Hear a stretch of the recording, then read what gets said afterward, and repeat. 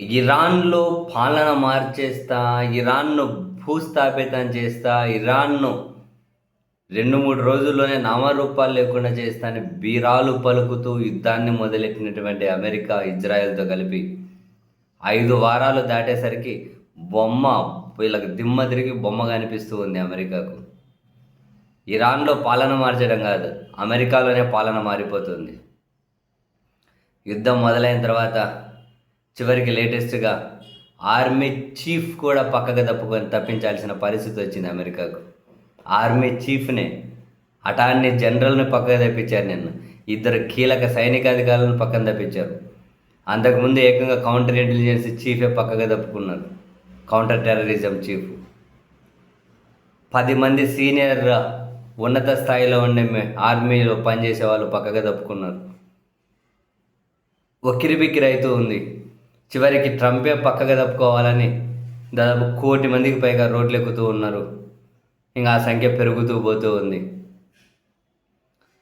2008కి మించిన మాంద్యాన్ని అమెరికా చూస్తుంది. మొత్తం అతలాకుతలం అయిపోతూ ఉంది. పోనీ ఇక్కడ యుద్ధంలో వీళ్ళేమైనా బొడిసింది ఉందా అంటే ఏం తెలియక పిచ్చిపట్టినోళ్ళలాగా మౌలిక వసతులు, ఆసుపత్రులు, స్కూళ్ళ మీద బాంబులు ఎత్తూ ఉన్నారు. ఏం చేయాలో దిక్కు తెలియక. పెద్ద పెద్ద వంతెనల మీద బాంబులు ఎత్తున్నారు, జనావాసాల బాంబులు ఎత్తున్నారు, నర్సులను చంపుతున్నారు. ఇది వాళ్ళు ఇక్కడ పడుతున్నది. రిప్లైగా ఇరాన్ వీళ్ళ సైనిక స్థావరాలు, యుద్ధ విమానాలు, ఫైటర్ జెట్లు, తాజాగా కూడా మరో ఫైటర్ జెట్ని, మరో యుద్ధ విమానాన్ని ఇరాన్ కూల్చేసింది. అమెరికా కూడా అంగీకరించింది. చివరికి ఒక పైలట్, ఒక ఆఫీసర్ ఇద్దరుంటే ఒకరిని అమెరికా కాపాడిందట. ఇంకొకరు ఇరాన్ భూభాగంలోనే ఉన్నారు.